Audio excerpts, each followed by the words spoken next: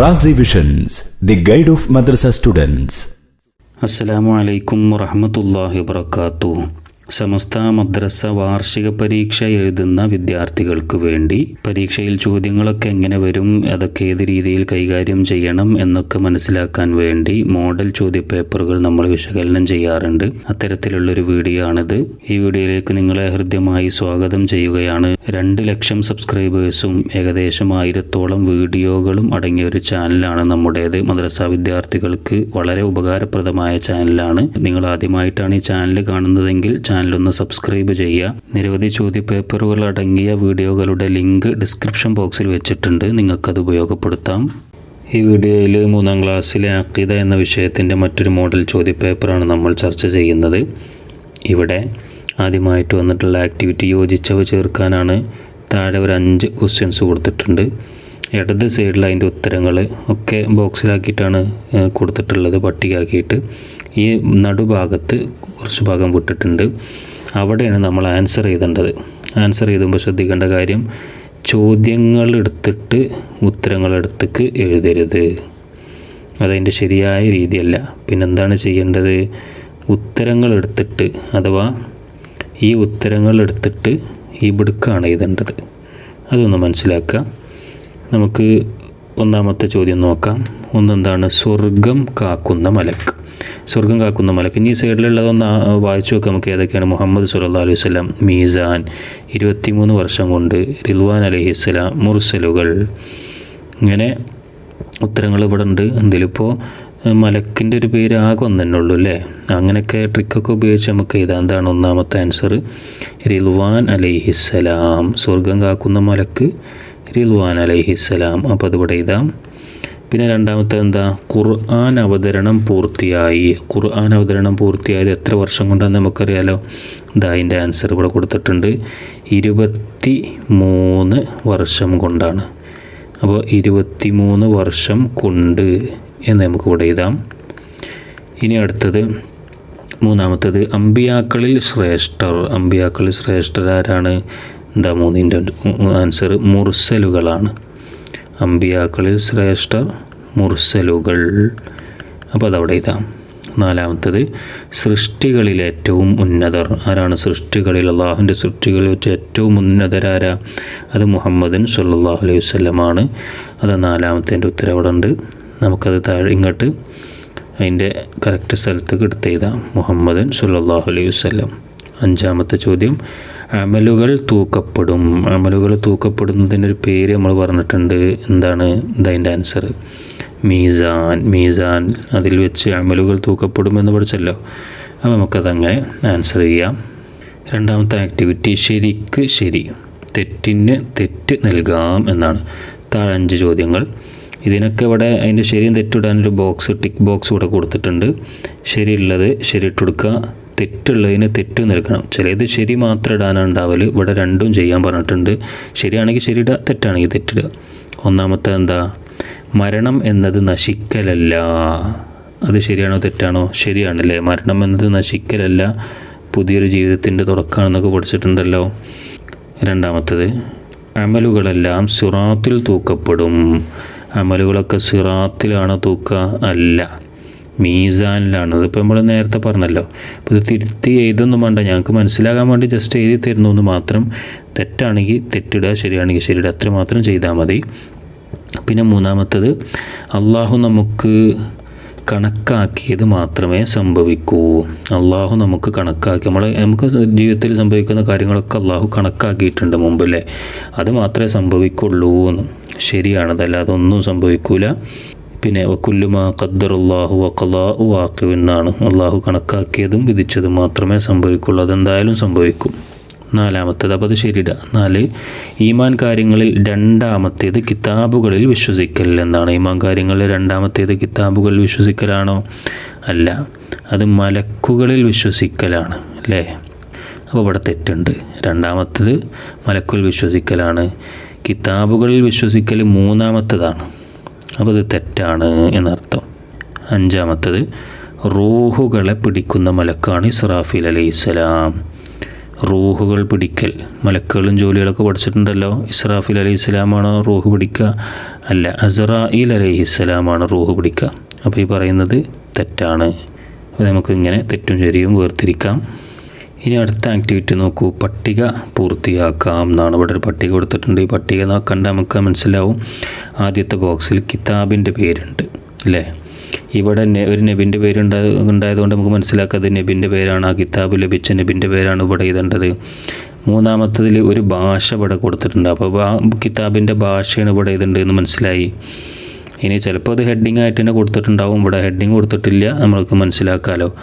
അതിലൊന്നാമത്തത് എന്താണ്? തൗറാത്താണ്. തൗറാത്ത് എന്ന കിതാബിനെ കുറിച്ച് നിങ്ങൾ പഠിച്ചിട്ടുണ്ടാവുമല്ലോ. കിതാബുകളും 4 കിതാബുകളും അതിൽ ലഭിച്ച നബിമാരും ഭാഷകളൊക്കെ പഠിച്ചല്ലോ. ഒന്നാമത്തത് തൗറാത്ത് എന്ന കിതാബാണ്. അതിൻ്റെ നബി, ആ നബിൻ്റെ പേരിൻ്റെ കോളത്തിൽ ഇവിടെ നബിൻ്റെ പേര് എഴുതിയിട്ടില്ല. തൗറാത്ത് ഏത് നബിക്ക? മൂസ നബിക്കാണ്. അപ്പോൾ മൂസ അലൈഹിസ്സലാം എന്നെഴുതാം. പിന്നെ അതിൻ്റെ ഭാഷ ഇബ്രാനി എന്ന് ഇവിടെ ഉണ്ട്. ഇനി രണ്ടാമത്തത് കിതാബിൻ്റെ പേര് ഇവിടെ ഇല്ല, പക്ഷേ ഇവിടെ ഈസാ അലൈഹിസ്സലാം നബിൻ്റെ പേരുണ്ട്. അപ്പോൾ മനസ്സിലായി നമുക്കെന്ത്? അത് ഈസാ നബിക്ക് കിട്ടിയ കിതാബ് ഏതാണ്? ഇഞ്ചീലാണ് എന്ന് മനസ്സിലായി. അപ്പോൾ ഇഞ്ചീൽ എന്ന് ഇവിടെ എഴുതാം, ഇഞ്ചീൽ. പിന്നെ അതിൻ്റെ അവസാനം ഭാഷ കൊടുത്തിട്ടില്ല, ഇവിടെ ഭാഷ കൊടുത്തിട്ടില്ല. ഇഞ്ചീൽ ഏതാണ്? തൗറാത്ത് മൂസ അലൈഹിസ്സലാം, ഇബ്രാനി, ഇഞ്ചീൽ ഈസാ അലൈഹിസ്സലാം, സുരിയാനിയാണ് അതിൻ്റെ ഭാഷ. അപ്പോൾ സുരിയാനി എന്ന് എഴുതാം. ഇനി മൂന്നാമത്തത് നോക്കൂ. സബൂർ എന്നിവിടെ കിതാബിൻ്റെ പേരുണ്ട്. അതിൽ നബിൻ്റെ പേര് ഇവിടെ കൊടുത്തിട്ടില്ല, ഭാഷൻ്റെ പേരും കൊടുത്തിട്ടില്ല. അപ്പോൾ രണ്ടും എഴുതണം. സബൂർ ഏത് നബിക്ക? ദാവൂദ് നബിക്കാണ് അല്ലേ. ദാവൂദ് അലൈഹിസ്സലാം എന്ന് എഴുതാം. അതിൻ്റെ ഭാഷയും നമുക്ക് എഴുതാനുണ്ട്. ഏതാണ് ഭാഷ? യൂനാനിയാണ്, യൂനാനി. ഇതിലിപ്പോൾ ഖുർആാനും കൂടി ബാക്കിയുണ്ട്, പക്ഷേ അത് ഖുർആൻ ഇവിടെ ചോദിച്ചിട്ടില്ല. നമുക്കറിയാം ഖുർആൻ നമ്മുടെ നബി മുഹമ്മദ് മുസ്തഫ സല്ലല്ലാഹു അലൈഹി വസല്ലം തങ്ങൾക്കാണ്, അറബിയാണ് ഭാഷ എന്നറിയാം. അപ്പോൾ തൗറാത്ത് മൂസ ഇബ്രാനി, ഇഞ്ചീൽ ഈസ സുരിയാനി, സബൂർ ദാവൂദ് യൂനാനി, ഖുർആൻ മുഹമ്മദ് അറബി എന്നുള്ളൊരു ഒരു പദ്യം, ഒരു പാട്ട് തന്നെ നിങ്ങൾ ചിലപ്പം കേട്ടിട്ടുണ്ടാകും. പാട്ടൊക്കെ പഠിച്ചു വെച്ചാൽ തന്നെ അതിന് തന്നെ ഉത്തരങ്ങൾ നമുക്ക് കണ്ടെത്താം. ഇനി അഞ്ചാമത്തെ ആക്ടിവിറ്റി ഉത്തരം എഴുതാം എന്നാണ്. താഴെ 4-5 ചോദ്യങ്ങളുണ്ട്, അതിൻ്റെ ഉത്തരങ്ങൾ എഴുതി കൊടുക്കാനാണ്. ഒന്നാമത്തെ ചോദ്യം എന്താ? ആരാണ് മുർസലുകൾ? ആരാണ് മുർസലുകൾ? നിയമനിർദ്ദേശങ്ങൾ ജനങ്ങൾക്ക് എത്തിച്ചു കൊടുക്കാൻ കൽപ്പിക്കപ്പെട്ടവർക്കാണ് മുർസലുകൾ എന്ന് പറയുന്നത്. അപ്പോൾ എങ്ങനെ എഴുതാം? നിയമനിർദ്ദേശങ്ങൾ ജനങ്ങൾക്ക്. ഇനി അള്ളാഹുവിൻ്റെന്നും കൂടി കൊടുക്കുകയാണെങ്കിൽ വളരെ ബെറ്ററായി. അള്ളാഹുവിൻ്റെ നിയമനിർദ്ദേശങ്ങൾ ജനങ്ങൾക്ക് എത്തിച്ചു കൊടുക്കാൻ കൽപ്പിക്കപ്പെട്ടവർ അല്ലെങ്കിൽ കൽപ്പിക്കപ്പെട്ടവർക്കാണ് എന്നൊക്കെ എഴുതാം. രണ്ടാമത്തെ ചോദ്യം എന്താ? നമ്മുടെ ജീവിത ലക്ഷ്യം എന്താകുന്നു? എന്താണ് നമ്മുടെ ജീവിത ലക്ഷ്യം? ഇഹ പര വിജയം. അതാണല്ലോ നമ്മുടെ ജീവിത ലക്ഷ്യം. ഈ ലോകത്തും വിജയിക്കണം, പരലോകത്തും വിജയിക്കണം. ഇഹ പര വിജയം എന്നാണ് അതിൻ്റെ ആൻസറായിട്ട് വരേണ്ടത്. ഇഹ പര വിജയം, അതാണ് നമ്മുടെ ജീവിത ലക്ഷ്യം. നിങ്ങൾ ഈ പേപ്പർ കാണുന്നത് പരീക്ഷയിൽ വിജയിക്കാനാണ്, പക്ഷേ നമ്മുടെ ജീവിതത്തിൻ്റെ ലക്ഷ്യം എന്താണ്? അത് ഇഹപര വിജയമാണ്. മൂന്നാമത്തത് കിതാബുകൾക്ക് വിശദീകരണം നൽകിയത് ആരാണ്? കിതാബുകൾക്ക് വിശദീകരണം നൽകിയത് ആരാ? പ്രവാചകന്മാരാണ് അല്ലേ. അപ്പോൾ പ്രവാചകന്മാർ എന്ന് എഴുതാം. ഇത് ചിലപ്പം ഇങ്ങനെ ക്വസ്റ്റ്യനായിട്ട് വന്നോളണമെന്നില്ല, നേരെ തിരിച്ചും വരാം, പൂർത്തിയാക്കാൻ വരാം, അല്ലെങ്കിൽ മറ്റേ ബ്രാക്കറ്റിൽ നിന്ന് എടുത്ത് എഴുതാനോ യോജിപ്പിക്കാനൊക്കെ ക്വസ്റ്റ്യൻ വരാൻ ചാൻസ് ഉണ്ട്. അപ്പോൾ കിതാബുകൾക്ക് വിശദീകരണം നൽകിയത് പ്രവാചകന്മാരാണ്, അങ്ങനെ ആൻസർ എഴുതാം. നാലാമത്തെ ചോദ്യം, ഖബർ സ്വർഗത്തോപ്പാകും ആർക്ക്? ഖബർ നമ്മൾ നേരത്തെ പഠിച്ചല്ലോ, ഖബർ ഒന്നെങ്കിൽ സ്വർഗത്തോപ്പായിരിക്കും അല്ലെങ്കിൽ നരകക്കുണ്ടായിരിക്കും എന്നൊക്കെ പഠിച്ചല്ലോ. ഈ സ്വർഗത്തോപ്പ് ആർക്കാണ് അതാവുക? അത് അതിൻ്റെ ആൻസർ എന്ന് ചുരുക്കി പറയുകയാണെങ്കിൽ പിന്നെ ശരിയായി ഉത്തരം പറഞ്ഞവർക്കാണ്. കൃത്യമായിട്ട് പറയുകയാണെങ്കിൽ മുൻകർ നക്കീർ അലൈഹിസ്സലാം എന്നിവരുടെ ചോദ്യങ്ങൾക്ക് ശരിയായ ഉത്തരം പറഞ്ഞവർക്ക്. നമുക്ക് അങ്ങനെ തന്നെ എഴുതാം. മുൻകർ നക്കീർ അലൈഹിസ്സലാം എന്നിവരുടെ ചോദ്യങ്ങൾക്ക് ശരിയായ ഉത്തരം പറഞ്ഞവർക്ക് അവരുടെ ഖബർ സ്വർഗത്തോപ്പാകും. അഞ്ചാമത്തത് ഉലുൽ അസ്മുകളിൽ നിന്ന് 2 പ്രവാചകരുടെ പേരെഴുതുക. ഉലുൽ അസ്മുകൾ അല്ലെ, അമ്പിയാക്കളിൽ വെച്ച് ഏറ്റവും ശ്രേഷ്ഠമായവർ മുർസലുകളാണ്. അത് നമ്മൾ പഠിച്ചിട്ടുണ്ട്. ഈ മുർസലുകളിൽ വെച്ച് ഏറ്റവും ശ്രേഷ്ഠമായവർ ഉലുൽ അസ്മുകളാണ്. ഉലുൽ അസ്മുകൾ 5 പേരാണുള്ളത്. അതിൽ നിന്ന് 2 പ്രവാചകന്മാരെ പേരെഴുതാനാണ് പറഞ്ഞിട്ടുള്ളത്. ഒന്ന് നൂഹ് അലൈഹിസ്സലാം, നൂഹ് അലൈഹിസ്സലാമാണ് ഒന്ന്. 2 പിന്നെ ഇബ്രാഹിം അലൈഹിസ്സലാം. ഇപ്പോൾ 2 പ്രവാചകന്മാരെ പേരെഴുതി നിങ്ങൾ എന്ത് ചെയ്യണം, അത് മുഴുവനായിട്ട് പഠിക്കണം. അത് പിന്നെ മുഴുവനായിട്ട് ചോദിക്കാനൊക്കെ ചാൻസ് ഉണ്ട്. നൂഹ് അലൈഹിസ്സലാം, ഇബ്രാഹിം അലൈഹിസ്സലാം, പിന്നെ ആരൊക്കെയാണ്? മൂസ അലൈഹിസ്സലാമുണ്ട്, ഈസ അലൈഹിസ്സലാമുണ്ട്, പിന്നെ അവസാനം നമ്മുടെ നബി മുഹമ്മദ് മുസ്തഫ സല്ലല്ലാഹു അലൈഹി വസല്ലം തങ്ങളുണ്ട്. അങ്ങനെ 5 പേരാണ്. 2 പേര് ഇവിടെ ചോദിച്ചു, 2 പേര് എഴുതിയിട്ടുണ്ട്. ഇനി 5ാമത്തെ ആക്ടിവിറ്റി പൂരിപ്പിക്കാനാണ്. ഇവിടെ ഒരു 3 ക്വസ്റ്റ്യൻസ് ഉണ്ട്, അത് പൂരിപ്പിച്ചു കൊടുക്കുക. അതിലൊന്നാമത്തെ ചോദ്യം എന്താ? പ്രകാശം കൊണ്ട് ഡാഷ് പ്രത്യേക സൃഷ്ടികളാണ് ഡാഷ്.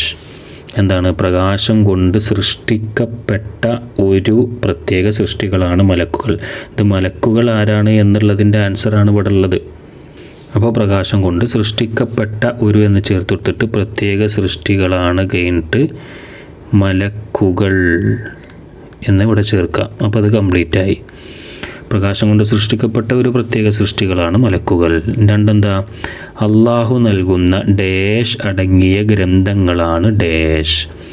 എന്താണ്? അള്ളാഹു നൽകുന്ന നിയമനിർദ്ദേശങ്ങൾ എന്നാണ് അല്ലേ.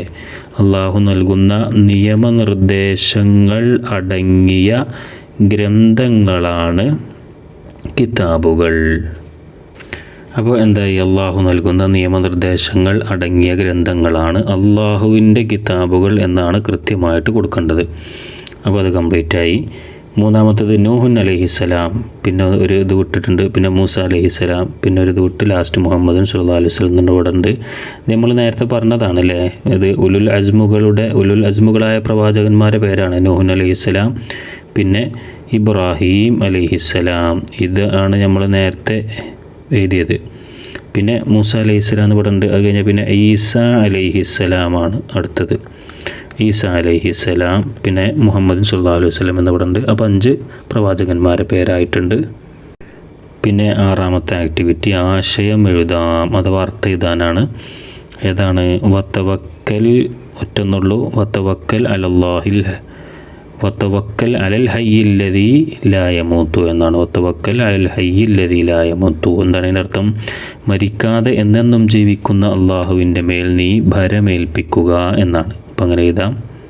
ഇവിടെ എഴുതിയിട്ടുണ്ട്, മരിക്കാതെ എന്നെന്നും ജീവിക്കുന്ന അള്ളാഹുവിൻ്റെ മേൽ നീ ഭരമേൽപ്പിക്കുക. അതാണ് അതിൻ്റെ അർത്ഥമായിട്ട് വരിക. ഈ വീഡിയോ ഇവിടെ അവസാനിക്കുകയാണ്. നിങ്ങളുടെ മദ്രസ പഠനത്തിന് എന്നും ഞങ്ങൾ നിങ്ങളോടൊപ്പമുണ്ട്. പരീക്ഷാ സംബന്ധമായ എല്ലാ വീഡിയോകളുടെയും പ്ലേലിസ്റ്റിൻ്റെ ലിങ്ക് ഡിസ്ക്രിപ്ഷൻ ബോക്സിലുണ്ട്. നിങ്ങൾക്ക് ആവശ്യത്തിന് ഉപയോഗപ്പെടുത്താം. നാഥൻ അനുഗ്രഹിക്കട്ടെ. അസ്സലാമു അലൈക്കും വറഹ്മത്തുള്ളാഹി വബറകാതുഹു.